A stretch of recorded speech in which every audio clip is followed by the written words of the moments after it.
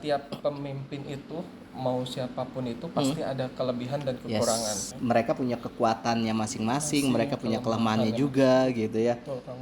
Dan berarti setiap leader unik ya, setiap manusia unik Ya, gitu ya. Tugas kita adalah kalau bicara tentang interaksi ya berinteraksi, kita ngobrol sama orang. Supaya apa? Supaya tim kita tahu, saya tahu gitu. Dan dimulai dari mana interaksi tersebut? Dimulai dari kita ngomong saya dulu.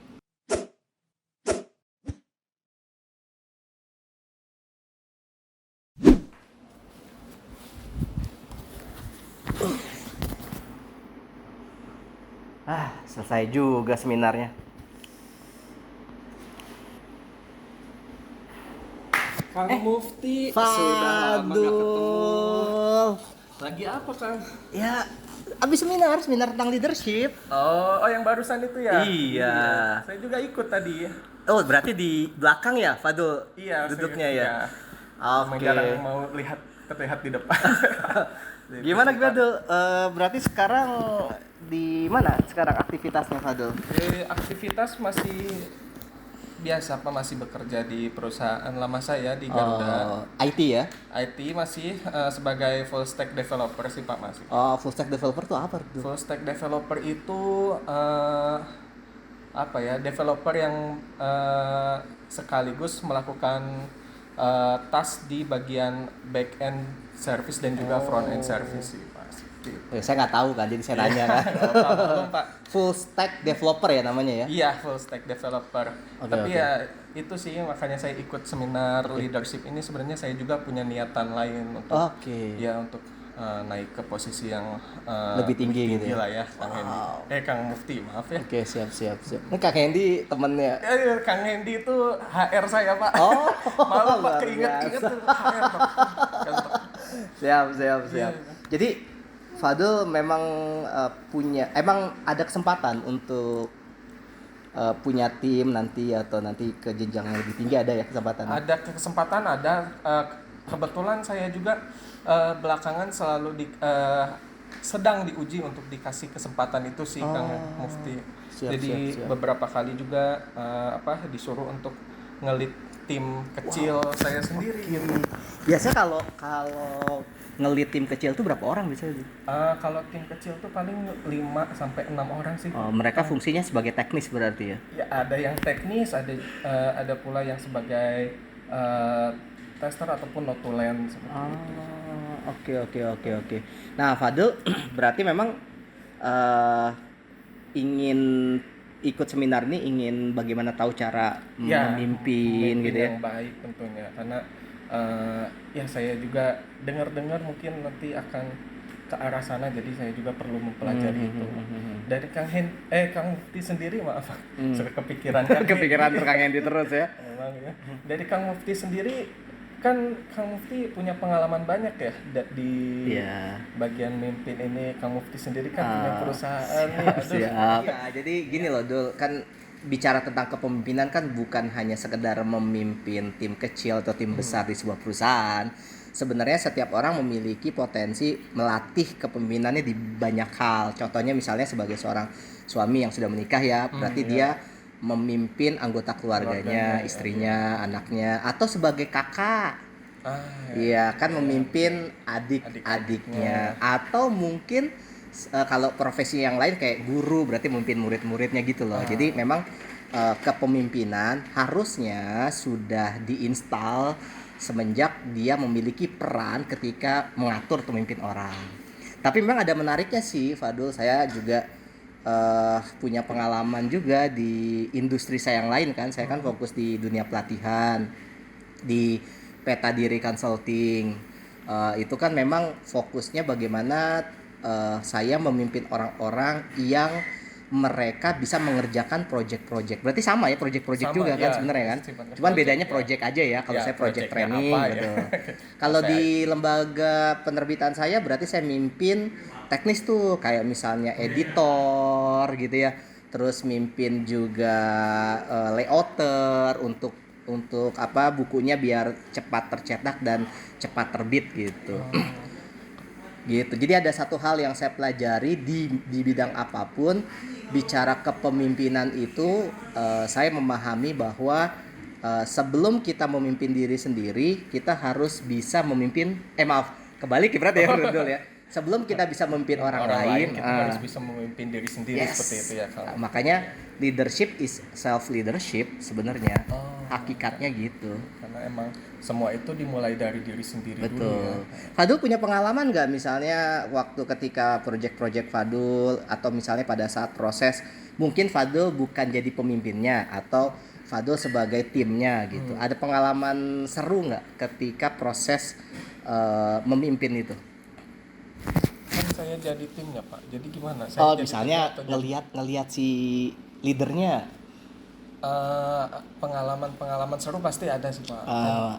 Yang unik misalnya apa? Fadul ngerasain apa gitu? Seperti contoh, tentunya kan kalau kita sebagai bawahan ataupun sebagai timnya itu kan kita tidak bekerja untuk satu tim saja. Kadang kita ganti-ganti tim tuh Pak ya. Ya, dan setiap tim itu mempunyai komposisi timnya, komposisi tim atau orang-orang yang berbeda. Ya, kadang leadernya pun beda. Jadi kadang leadernya juga bisa beda. Bisa ganti. Bisa projectnya beda, berarti leader bisa juga beda. Iya, betul Kang Mufti. Jadi kadang yang sama leader ini caranya begini, sama leader ini caranya begitu. Ada yang Ya, ada yang sangat-sangat tidak seimbang ataupun tidak sama gitu dengan caranya memimpin. Wah, menarik nih ya. Saya di industri saya jarang ganti-ganti leader karena kan saya leadernya ya gitu. Nah, apa yang Fadul pelajari tuh ketika Fadul sebagai tim terus gonta-ganti leader? Kalau dari Fadul sendiri sih lebih ke kita ambil yang positifnya aja sih ya. Karena nggak apa-apa. Setiap pemimpin itu mau siapapun itu pasti ada kelebihan dan kekurangan. Betul. Kalau dari saya pribadi selalu ambil yang positifnya. Misalkan dari pemimpin ketika saya di project A, pemimpinnya siapa? Ternyata dia bagus di ketegasannya, tapi dia jelek ketika membreakdown tugasnya. Di situ saya ambil positifnya, berarti kita untuk ini juga harus tegas terhadap klien ataupun terhadap keberlangsungan project. Kita harus selesai tepat waktu dan lain-lain. Terus ada juga leader yang dia santai, tapi dia cara mengasuh anak-anaknya itu bagus gitu. Jadi dia padahal nggak tegas, santai aja gitu ya, cuman bagus gitu ya. Kadang kita sedang pusing gitu ya, kadang dikasih waktu, ya udah istirahat aja dulu, itu nggak apa-apa gitu, istirahat. Yang penting setelah istirahat itu dia kembali fresh dan kitanya bisa melakukan tugas dengan baik lagi. Dan di situ saya belajar sesuatu, karena terkadang kepemimpinan itu dinamis juga ya. Maksudnya kita tidak bisa melihat sesuatu itu dengan sudut pandang statis harus begitu gitu. Kadang kita melihat juga karakteristik dari orangnya bagaimana. Misalnya komposisi tim itu kan macam-macam ya. Ya, saya juga mempelajari itu. Ternyata kalau dengan orang ini kita harusnya mungkin cara terbaik biar dia produktifnya adalah kasih waktu dulu nih Nah, seperti itu saya coba cari yang positif. Nah, kebetulan Kang Mufti yang terakhir di project saya yang terakhir, saya ditunjuk sebagai leadernya. Tim leader. Fokusnya sih untuk nge-lead teman-teman yang untuk keberhasilan projectnya. Jadi saya yang bukan biasa ya, tapi baru kali itu saya coba. Baru pertama kali itu Fadul ya? Baru pertama kali saya coba untuk menerapkan apa yang saya dapat, nilai positif yang saya dapat dari pengalaman saya sebelumnya, entah bersama leader yang lain dan itu ternyata ya emang ketika saya terapkan dan saya gabungkan beberapa komponen yang berbeda itu ya, yang tadi yang didapat dari pemimpin satu dan lainnya itu akhirnya bisa alhamdulillah akhirnya bisa menjadi buah hasil yang sangat baik juga terhadap keberlangsungan proyeknya. Dan terakhir sih lancar-lancar aja sih, tapi itu masih permulaan. Saya nggak tahu ke depannya menemukan struggle apa. Wah, siap. Tapi menarik ya Pak Dul ya, ada beberapa poin yang mungkin saya juga bisa belajar ya di industri saya, dan juga tadi Pak Dul juga menyampaikan bahwa pertama setiap pemimpin itu beda-beda ya. Iya. Mereka punya kekuatannya masing-masing, mereka punya kelemahannya juga gitu ya. Betul, Kang. Dan berarti setiap leader unik ya, setiap manusia unik Ya, gitu ya. betul. Oke, terus yang kedua, Fadul tadi menarik tuh. Poin kedua adalah bahwa kita juga bisa memperlakukan hal yang berbeda sama setiap orang kan. Oh, setiap orang ini diperlakukan seperti ini gitu ya. Orang yang lain mungkin bisa jadi beda gitu perlakuannya. Betul. Karena semua itu sih berdasarkan pengalaman juga ya Kang Mufti, karena saya juga kadang pernah mengalami yang namanya dipimpin, kalau orangnya yang kayak gini perasaan saya gak enak gitu ya. Akhirnya saya kerja yang penting beres aja gitu kan. Ada yang dipimpin yang ini, suasana hati saya enak, akhirnya saya totalitas, bahkan terkadang apa yang belum diperintahkannya saya kerjakan. Saya coba itu yang menerapkan gimana memperlakukan orang-orang itu sesuai dengan mereka ingin diperlakukan seperti apa. Tapi tapi kan itu masih dalam bayangan saya, ibaratnya itu masih prediksi saya, dia pengennya seperti ini, tapi kan terkadang kita nggak tahu ya apa yang diinginkan oleh orang timnya tersebut atau orang yang saya handle-nya itu. Nah, dari Kang Mufti sendiri sebenarnya ada saran gak sih Kang? Kan Kang Mufti sendiri udah beberapa kali ngelit sebuah tim ataupun usaha gitu ya. Gimana sih untuk mengetahui karakteristik dari setiap anggota tim kita, lalu kita bisa memberikan kepemimpinan yang baik untuk mereka, dan mereka merasa nyaman dengan kita, karena kan pemimpin itu kalau anggotanya sudah merasa tidak nyaman kan pasti jadi jadi nggak efektif. Betul. Wow, pertanyaannya luar biasa nih ya. Ya saya belajar ya dari berbagai seminar pelatihan juga, terus dari berbagai literatur juga tentang kepemimpinan dan praktik-praktik yang pernah saya lakukan. Nah, ada 2 poin nih berarti yang saya tangkap, berarti bicara tentang karakteristik ya. Bagaimana kita mengetahui karakteristik setiap tim gitu ya. Iya, ini orangnya seperti apa sih, gaya ngomongnya seperti apa sih gitu ya, sukanya seperti apa sih kan gitu ya. Terus poin yang kedua, bagaimana kita bisa menempatkan diri untuk beda karakter orang gitu ya, karakter tim kita ya. Iya, betul. Wah, itu esensi dari leadership sebenarnya.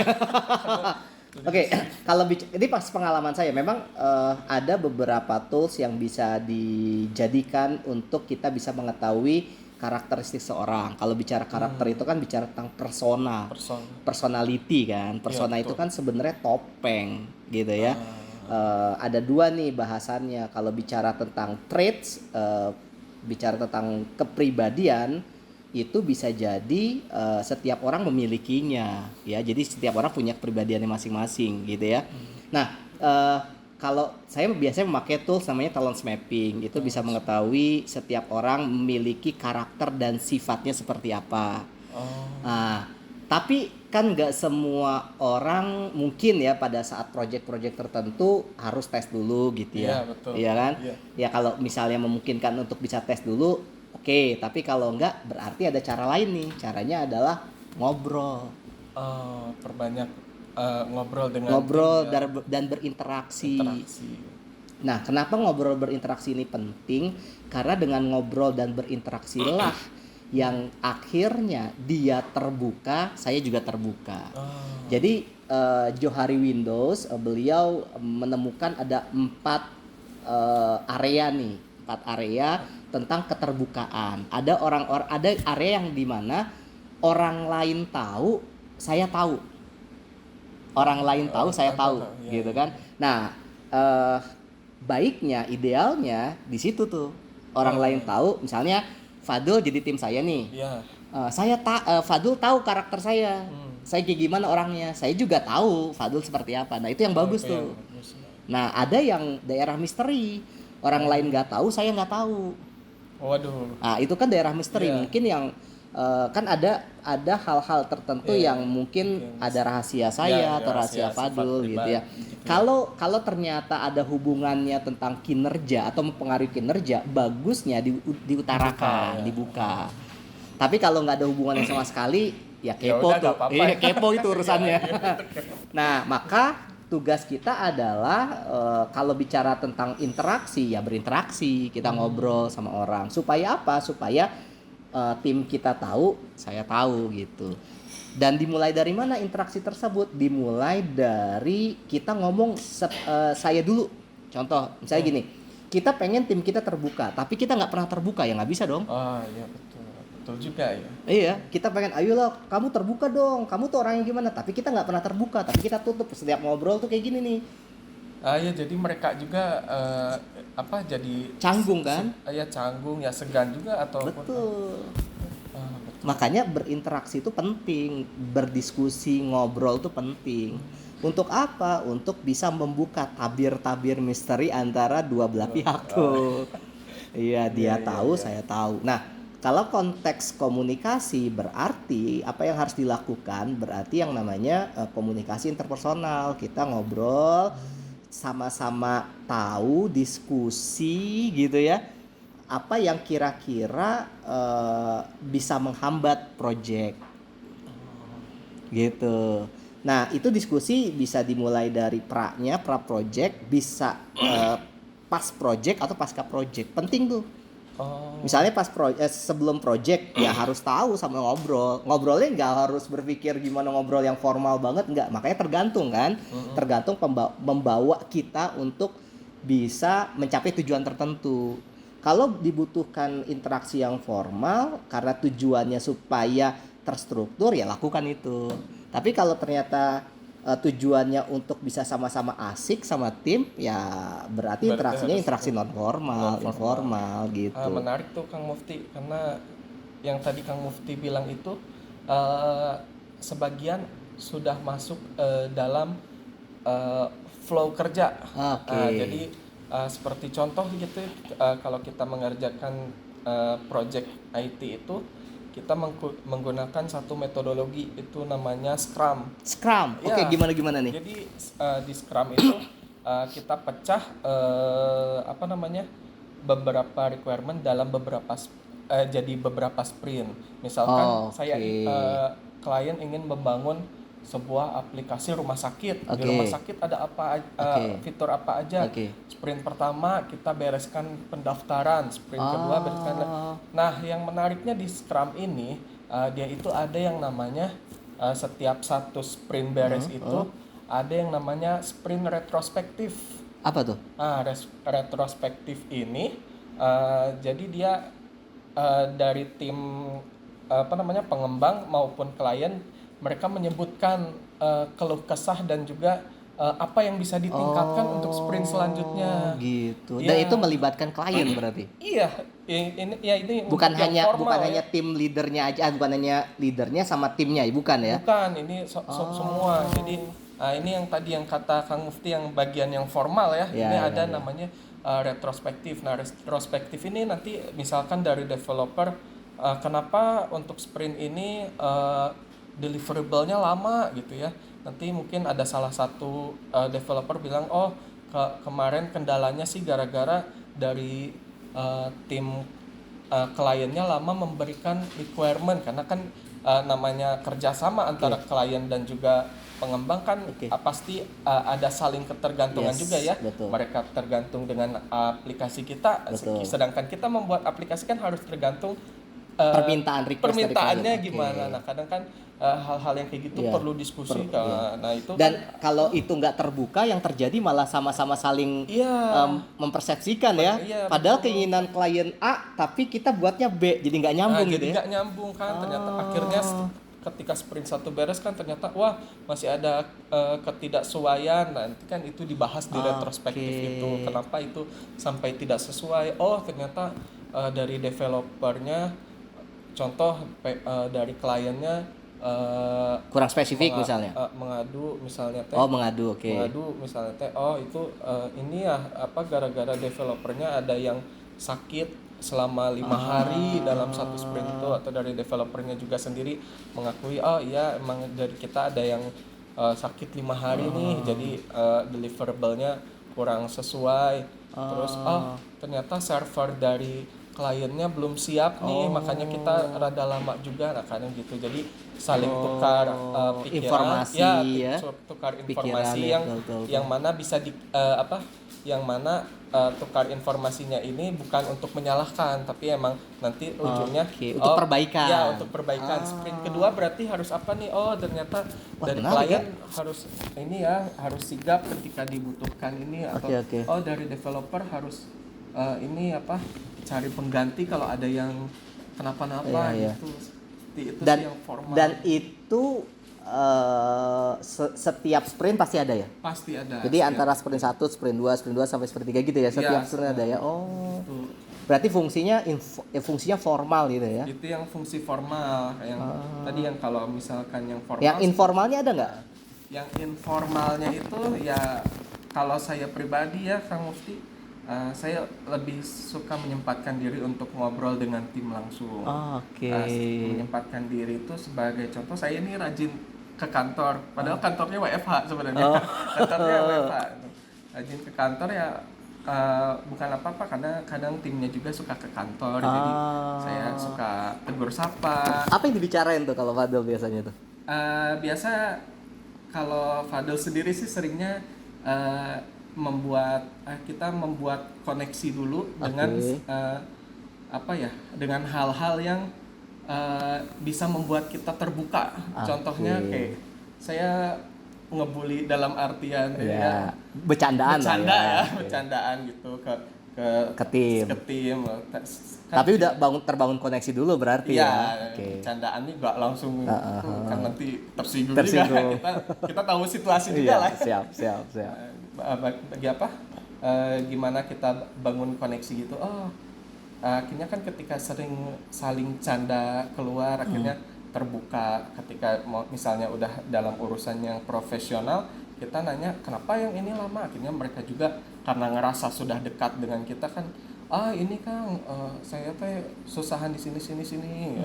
Akhirnya terus terangnya lebih full ya, lebih full gitu dibanding kalau misalnya orang yang kitanya ibaratnya saya itu pasif sama dia, jarang tegur sapa, dan ini tiba-tiba saya nanyakan kerjaan kan pasti ini bentar lagi beres, tapi dia nggak mau jelasin kenapa nggak beres sekarang gitu kan. Wah, menarik ya.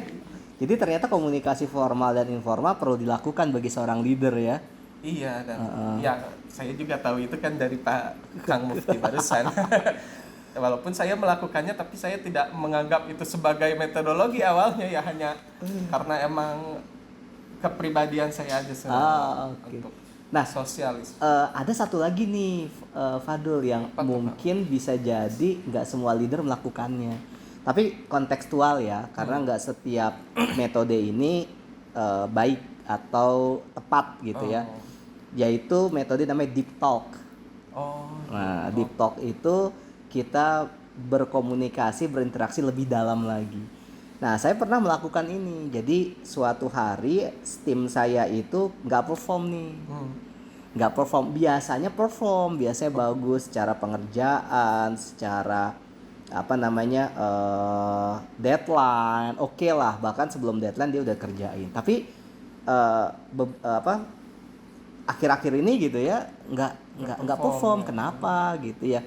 Nah, kalau saya gunakan komunikasi formal, ya yang ada dia akan fokus sama alasan. Iya betul. Kalau informal dia nggak ada waktu untuk ngobrol sama saya, mungkin karena nggak enak juga itu, kan. Iya. Nah, tapi waktu itu saya memaksakan diri, harus kayak gimana nih ya, what's wrong gitu ya, apa yang terjadi sama diri dia. Akhirnya saya melakukan deep talk. Nah, tetap koneksi paling penting. Nah, saya deep talk itu melakukan koneksi satu, yang kedua saya tidak membahas sesuatu hal dalam lingkup pekerjaan. Jadi saya nggak bahas pekerjaan aja. Saya bahas di luar pekerjaan. Nah, saya ngobrol. Nah, lagi-lagi kalau kita pengen dia terbuka, kita dulu yang terbuka. Saya terbuka tuh tentang diri saya, tentang saya punya masalah sama keluarga gitu. Saya ngomong. Iya, saya dulu tuh. nggak tahu kenapa, ya nggak tahu ya momennya seperti apa, durasinya juga saya juga nggak mendurasikan, namanya juga kan ini spontan ya. Spontan, ya, gitu. Ngobrol dia ngomong, iya Kang, saya tuh punya masalah gitu, ternyata masalah keluarga yang membuat dia jadi GERD. Oh. Jadi ada masalah keluarga yang membuat jadi GERD, dia punya, kadang gini, masa fisik itu kan ada hubungannya dengan emosi ya. Iya, betul. Fisik sama emosi itu satu kesatuan. Makanya emotion and emotion create motion. Kita pengen ketika kita punya emosi tertentu, dia akan berpengaruh sama motionnya. Motion itu adalah gerak perilaku. Nah, pantesan gitu ya. Ada masalah keluarga ternyata. Saya ngobrol banyak, bedah, pakai MKTS. Pakai MKTS, masalah, konfirmasi, tujuan, solusi. Oh, iya. Nah, deep talk-nya saya pakai MKTS, tapi sebelum itu koneksi dulu ya. Saya ngobrol, masalahnya apa ya gitu. Ketemulah tadi masalah keluarga ya. Terus saya saya konfirmasi ulang, bener nggak bahwa itu jadi bagian masalah dia, konfirmasi tuh yang membuat kamu nggak perform apa yang kamu kerjakan. Iya, dia konfirmasi dia oke, dia iya. Saya juga dapat konfirmasi dari dia, oke, berarti saya cari tujuannya. Yuk kita cari tujuan yuk, kan MKTS ya, masalah, konfirmasi, tujuan. Yuk kita cari tujuan, kira-kira kamu pengennya apa sih? Kamu pengen sungguh apa yang pengen diinginkan sih gitu. Nah akhirnya ketemu, waktu itu dia pengen cuti sebentar, pengen ngurusin keluarganya dulu gitu. Biar nggak kepikiran. Ya udah, karena beliau juga di luar kota ya, di daerah lah ya. Ya udah, mau berapa lama, sepakatan, ada berapa hari dia ini, ya udah sok mangga gitu ya. Dan saya nggak ganggu kamu tentang pekerjaan gitu. Ya saya mau nggak mau saya handle dulu kan gitu ya. Nah oke, tujuannya clear tuh. Baru solusinya tadi ya udah cuti tujuannya, tapi jangan lama-lama lah, saya juga butuh juga kan. Akhirnya dapet tuh solusinya. Nah deep talk itu membuat akhirnya dia terbuka, saya terbuka ya. Johar Windo itu bilang ya, ketika orang lain tahu dan saya tahu, maka di sanalah area komunikasi terbuka akan terjadi. Menarik sekali itu Bang. Pernah nggak deep talkin sama atasan gitu? Kebetulan yang ini kalau atasan project mungkin saya hampir nggak pernah ya ketemu deep talk. Mungkin lebih ke sama manajemen ya. Manajemen ya. Yang HR itu, yang Kang Hendy itu. Iya. Gitu. Karena itu kan tugasnya. Ya, karena penting loh deep talk. Nah, artinya jadi seorang leader itu, jadi seorang pemimpin itu butuh tuh yang namanya ilmu komunikasi itu. Iya, betul. Dia bagaimana mendelivery, mendengar, menyimak gitu ya.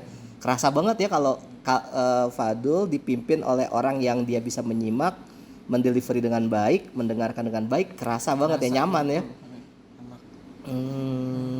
Dan di industri saya kental soal gitu. Jadi kalau apalagi klien permintaan training atau klien permintaan membuatin buku. Nah, ngebuatin buku paling menarik tuh Fadul tuh. Saya kan punya jasa namanya ghostwriter ya. Ghostwriter itu nulisin orang, jadi dia nggak ide dari dia, tapi saya tulisin gitu. Tim saya yang tulisin gitu. Baru tahu ada yang kayak gitu. Ada. Jadi mungkin dia waktunya nggak punya gitu ya. Mungkin sibuk gitu kan, atau nggak punya effort, atau belum mengeffortkan diri, mengusahakan diri untuk belajar menulis kan. Yang namanya belajar menulis kan kompetensi. Ya udah, saya buat program itu, dan itu menarik pada saat proses deep talk-nya tuh. Karena harus deep talk. Iya, kalau enggak saya nggak bakal bisa gali. Bisa nulis buku. Iya, itu kan soalnya harus dari pemikiran yang orang tersebut. Betul. Nah, makanya saya kental banget dengan dunia komunikasi deep talk gitu. Nah, ketika deep talk itu yang terjadi, kita sama-sama tahu, orang lain tahu, tim kita juga tahu gitu. Menarik sekali Kak Mufti, karena saya sendiri masih jarang untuk menerapkan deep talk itu sih, tapi dengan saran dari Kang Mufti tadi saya ingin coba juga sih. Siap. Kayaknya sih menarik karena emang ada mungkin ya yang saya alami juga ada beberapa orang uh, yang saya rasa saya udah memberikan apa namanya waktu dan juga semangat, dukungan dan lain-lain kepada orang tersebut gitu biar dia perform gitu, tapi kadang masih nggak perform juga. Nah itu kan saya sebenarnya kurang tahu juga, mungkin dia ada masalah pribadi yang mungkin butuh deep talk. Saya belum sampai ke situ asalnya gitu karena takut mengganggu juga. Ya memang syarat deep talk tuh ketat sih ya, Fadul ya. Pertama ya koneksi harus terbangun banget. Kalau nggak bisa tiba-tiba langsung dia cerita gitu nggak bisa. Yang kedua ya kita dulu terbuka, kita dulu cerita tentang keluarga kita dulu kalau mungkin ada curhatan kita dulu yang curhat, harus kita dulu karena bukan nggak mungkin ya bahasanya, akan jauh lebih mudah ketika kita dulu gitu. Targetnya merasa oh orang ini udah membuka dirinya untuk dia, saatnya saya membuka diri. Yes, gitu itu ya. Tuh paling penting, Fadul. Ya, menarik. Maka seorang leader itu yang saya pelajari nggak bisa cuman hanya one way communication, cuman komunikasi satu arah. Pokoknya nggak mau tahu harus selesai gitu kan. Gimana caranya selesai gitu? Kayak pertanyaannya tahu nggak situasi kondisi saat itu gitu ya. Mungkin selesainya harus selesai benar-benar 100% atau berapa persen kan itu harus juga clear juga. Nah itu kan bicara komunikasi, bicara interaksi juga gitu. Kita kan sebagai leader ngomong harus selesai, tapi kan kita nggak mengerti juga kondisi timnya seperti apa kan ya. Jadi. Nah tapi seorang tim juga harus mengerti kondisi leadernya. Makanya menarik nih ada saya baca sebuah buku dan buku itu tentang leadership nih. Buku itu menjelaskan bahwa seorang pemimpin hebat adalah pengikut yang hebat. Good leadership is good followership. Jadi kalau kita pengen jadi seorang pemimpin hebat, ya harus jadi pengikut yang hebat juga ya. Gitu. Ya. Kalau kita jadi pengikutnya malah pengikut aja ngebangkang apalagi. Gitu. Maka perlu setting pikiran kita seperti itu sih, Fadul. Nah ini yang saya pelajari ya tentang leadership. Kang Mufti banyak baca-baca ya. Ya karena punya penerbitan juga kali ya. Kalau Fadul sendiri berarti kan nextnya siap nih untuk menjadi seorang pemimpin atau menjadi seorang leader. Persiapannya kebayangnya gimana, Fadul? Waduh, kalau dari saya sendiri sih gimana ya Kang Mufti, saya tuh orangnya yang go by the flow aja gitu. Ya, tapi, maksudnya? Ngikutin arus aja. Untuk persiapan tuh saya tuh jarang untuk sebagai contoh ya Kang Mufti, sebagai saya sekarang ini kan full stack developer. Saya itu jarang yang namanya baca buku tentang developer tuh jarang. Saya lebih suka real case. Jadi langsung belajar praktik ya.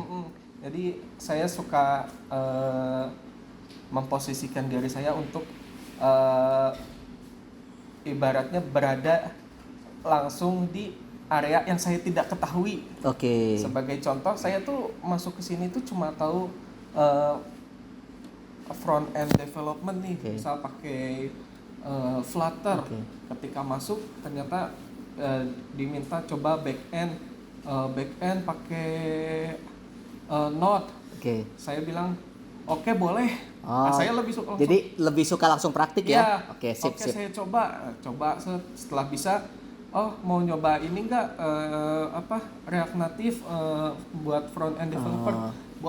Boleh teh saya coba dulu. Jadi saya tipikal yang lebih senang praktik ya, betul. Langsung aja praktiknya. Berarti Fadul termasuk tipe orang belajar dengan praktik ya? Iya, makanya saya juga untuk kepemimpinan sendiri gitu. Ya saya jarang baca, tapi saya langsung praktek aja. Kak Mufti aja nih nanya yang idealnya seperti apa, dan juga kadang saya membaca situasi gitu. Gimana? Ini menarik nih, membaca situasi itu gimana maksudnya? Gimana tim di lapangan, gimana pengalaman saya sebelumnya dan lain-lain gitu. Tim lapangan sepertinya orang-orangnya begini-begini, kayaknya saya harus coba memimpin dengan cara seperti ini yang pernah dilakukan ini sebelum orang lain sebelumnya gitu. Nah, yang seperti itu sih Kang Mufti. Oke. Artinya emang Fadul diceburin aja ya? Iya, saya lebih suka diceburin. Langsung diceburin, ya kayak berenang gitu ya, iya. berenang, ceburin, tenggelam, belajar gitu ya berenang ya.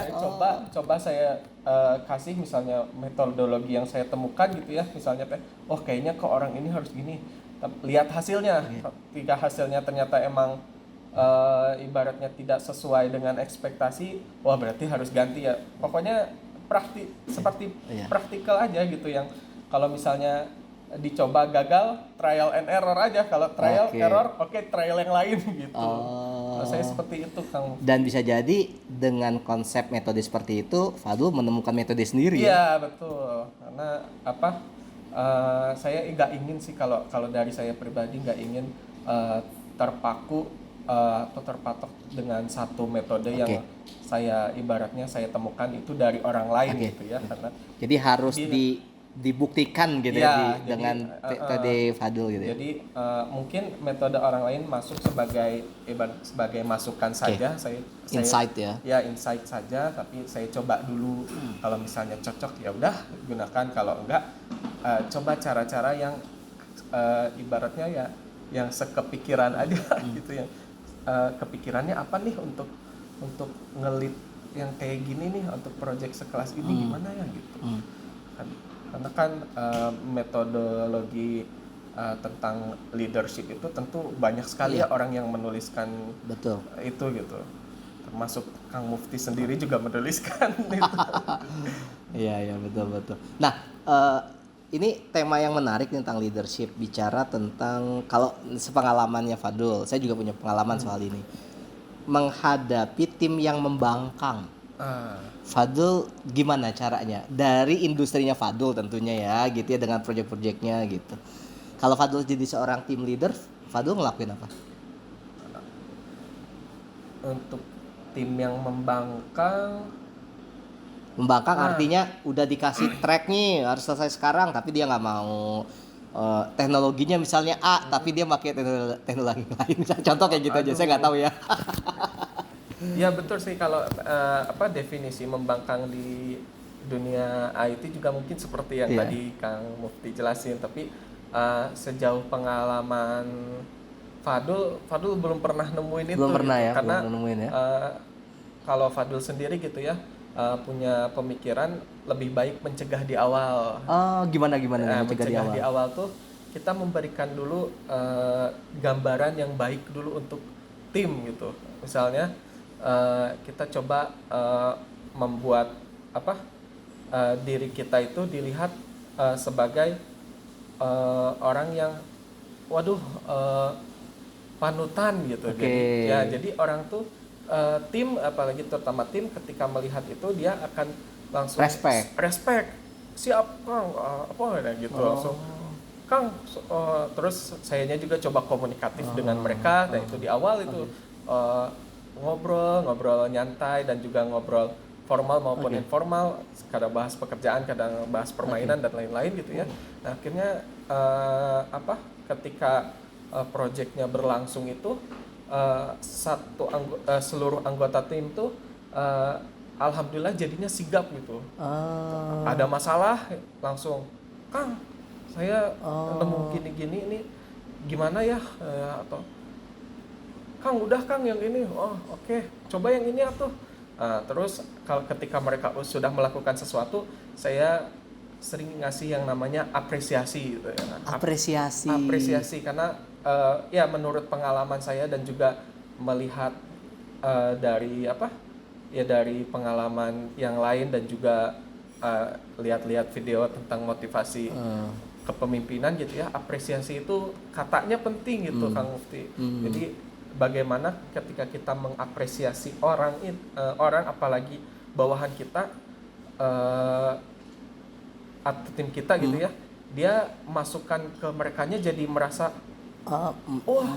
merasa dihargai. Jadi dia harus melakukan yang lebih baik lagi, yang terbaik gitu. Nah itu menarik. saya coba melakukan itu dan ternyata emang sejauh ini berhasil sih Kang Mufti.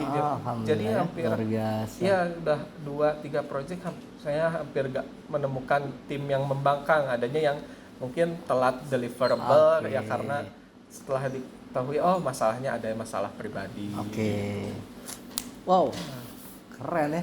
Berarti Fadul kalau kayak gitu udah siap ini jadi pemimpin. Tunggu dinaikin saja. Nunggu jadi. Oke, siap-siap. Artinya kesiapan itu bisa jadi memang kondisi yang menyiapkan, atau yang kedua bisa jadi diri kita yang menyiapkannya. Oke. Ya, menarik. Ya, kalau Fadul sendiri ya pokoknya siapin diri sendiri aja dulu untuk itu. Nah soal nanti dinaikin atau enggaknya ya urusan nanti ya urusan nanti gimana atasan saya ya, cuma ya kan namanya kehidupan mah emang kita harus terus belajar ya Kang Mufti. Jadi ya saya coba untuk terus belajar aja dulu lah, mau itu nanti kepake atau enggak gitu. Karena ada ini yang menarik nih Kang Mufti, saya ingin nanya. Gimana? Karena ada tipikal pekerja gitu ya, dia itu pokoknya hanya ingin melakukan apa yang sudah ditugaskan. Sebagai contoh developer, ya aku gak mau ke yang lain, aku kan tugasnya developer. Aku tugasnya di sini aja gitu ya. Kenapa harus ikut ikut hal lain, misalnya tuh hal lainnya tuh ayo kita dekor kantor buat acara 17-an gitu. Ada yang kayak gitu. Nah, kalau saya lebih kerja ikhlas lah. Ya jadi ya udah kalau disuruh jadi ini dulu. Nah itu menarik tuh Fadul. Nah itu saya ingin tanya ke Kang Mufti, kalau untuk etos kerja itu sebenarnya yang baik itu yang kayak gimana sih? Apakah kita emang udah sesuai kontrak aja, atau kalau bisa buktikan lebih gitu, atau bagaimana Kang Mufti? Dari Kang Mufti sendiri. Wah, menarik nih pertanyaannya. Gini, ada dua hal yang perlu disesuaikan dulu secara definisi. Pertama adalah bicara tentang kemauan. Nah, kemauan ini setiap orang bisa berbeda-beda tuh. Bahkan punya tingkatan kemauan masing-masing gitu. Karena bisa jadi orang itu mampu tapi nggak mau. Nah, yang kedua tadi kemampuan gitu. Mau dan mampu. Nah, itu tuh definisinya harus clear dulu. Ada orang-orang yang mau tapi nggak mampu. Iya nggak? Iya betul. Ada orang yang mampu tapi nggak mau. Ada yang udah nggak mampu lagi. Ada yang mau dan mampu. Maka ketika kita bicara tentang dua ini, idealnya mau dan mampu. Nah, mau misalnya mau berkembang, bertumbuh, dia mau nggak bertumbuh? Karena esensinya pertumbuhan itu lahir dari masalah. Pertumbuhan itu lahir dari tas itu kerja rutinitas yang di luar di bidang dia. Rumus pertumbuhan tuh gitu. Dia lahir dari masalah, dia lahir dari tas, dia lahir dari pekerjaan, aktivitas apapun. Pertumbuhan lahir dari situ. Nah, pertanyaannya mau nggak dia bertumbuh gitu? Kan kemauan itu kan subjektif nih, bisa jadi nih. Bisa jadi emang dia nggak mau, ya udahlah kayak gini aja. Ya udah, berarti tujuan dia ya sesuai dengan kontraknya. Gitu. Nah, tapi ada orang-orang yang mau. Mungkin dia nggak mampu banget, tapi dia karena belajar akhirnya jadi mampu. Tapi di prosesnya mau dulu tuh. Nah, proses mau ini adalah faktornya eksternal sama internal. Internal bisa jadi dorongan diri dia sendiri, eksternal bisa jadi punish and reward mungkin dari perusahaan. Atau mungkin ada hal-hal yang jadi insight baru dari perusahaan. Coba deh bayangin kalau kamu ngerjain sesuatu hal di luar bidang kamu akan bla bla bla bla nih. Mungkin seperti itu. Ya, selain punish and reward tentunya ya gitu. Maka bicara mau dan mampu itu perlu dipahamkan dulu di setiap orang. Kalau dia mau tapi nggak mampu, tinggal belajar. Dia mampu nggak mau, didorong tuh, ditanyain kenapa nggak mau. Kalau dia nggak mau, nggak mampu, ya ke laut aja lah ya. Atau bagusnya kan dia mampu, dia mau kan gitu ya. Iya. Nah, kan ada yang kayak gitu. Kalau banyak. mampu tapi nggak mau, jadi ya kesannya gitu ya, kalau saya lihat ini orang nggak mau bertumbuh aja gitu kan jadinya, padahal kan pertumbuhan itu dari maunya dulu ya kan. Betul. Ya. Nah, lanjutannya nih, lanjutan dari tujuan itu, mengapa dia nggak mau? Kan gitu ya. Iya. Kenapa kok dia nggak mau? Nah, itu faktornya bisa banyak hal. Nah, cara mengubah orang nggak mau jadi mau, caranya adalah deep talk.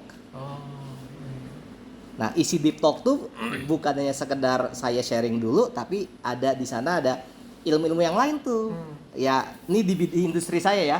Ada ilmu di bidang coaching itu bertanya. Ada ilmu di bidang mentoring, itu mengarahkan. Ada ilmu di bidang terapis, itu kan gini, ada orang yang nggak mau, dia nggak mau, dia punya beban mental atau dia punya punya hambatan. Itu kan harus diterapi dulu tuh gitu. Jangan-jangan memang ada sesuatu hal yang menghambat dia dan akhirnya dia nggak bergerak gitu. Nah, mau itu lebih kompleks ya. dia bandingin mampu. Kalau mampu tinggal belajar. Maka bicara mau nggak mau itu batas antara dia mau bertumbuh apa nggak bertumbuh. Iya betul. Menarik Kang Mufti, karena kenapa saya bertanya tentang itu sih, karena kan tentu kalau misalnya nanti sebagai leader itu kan inginnya anggota tim juga bertumbuh gitu. Nah itu kan kadang ngelihatnya gimana kalau ada anggota tim yang bertumbuh aja gak mau gitu. Dia ditanya mau gak coba hal menantang, padahal ibaratnya masih di bidangnya gitu. Aduh saya gak bisa, udah langsung gak bisa lah, coba yang senior aja lah gitu kan. Maksudnya kita kan ingin anggota tim itu bertumbuh ya, yang tadinya junior biar dia bisa menjajaki senior, yang senior setuju. Bisa lebih tinggi lagi gitu. Nah caranya FGD. Apa tuh? Forum Group Discussion. Penting banget tuh. Si leader itu membuat FGD setiap tim. Karena kemauan itu nggak bisa. Mau ya harus wajib, nggak bisa. Mau tuh harus dari diri. Oke, saya siap deh, saya mau deh. Gitu. Nah, untuk mengkondisikan itu pakai FGD. Kenapa sih kamu nggak mau? Kenapa sih kamu mau? Kok orang lain mau kamu nggak mau? Itu kan prosesnya kan nggak. Karena manusia itu kan nggak kayak komputer ya, enter dia langsung ikut kan enter. Manusia kan ke enter dia bisa nolak kan, enak aja enter gitu kan. Nah, maka proses komunikasi di situ salah satu peran FGD itu. Nah, leader wajib tuh hukumnya. Kalau boleh dibilang wajib ya. Kan sama saya mufti kan memberi fatwa ya, jadi wajib hukumnya. Jadi wajib bikin FGD nggak harus formal juga bisa. Kita ke kafe yuk, ke restoran yuk, ngapain? Ngobrol padahal FGD gitu. Bisa kayak gitu. Nah, proses seperti itu kan perlu dijalankan bagi seorang leader. Nah, pertanyaannya leadernya mau nggak? Kalau leadernya nggak mau ya udah, berarti ya siap-siap aja mendapatkan tim yang apa adanya. Setuju banget Kang Mufti. Aduh, jadi banyak insight banget dari saya nih. Saya juga kayaknya harus mulai belajar juga tentang leadership karena dapat insight interaksi luar biasa dari Kang Fadul. Dan kayaknya saya harus ngantar anak saya nih pas jam segini nih. Kayaknya harus segera nih. Wah iya. Gak apa ya, terima kasih ngobrol-ngobrol Fadul ya. Nah, nanti lagi kita ngobrol-ngobrol nanti ada seminar leadership saya kasih tahu ya. Contoh bisa ketemu lagi nih kan. Iya siap Kang Mufti. Yuk Fadul ya. Hati-hati Kang Mufti. Yuk nih saya bawa ya. Siap.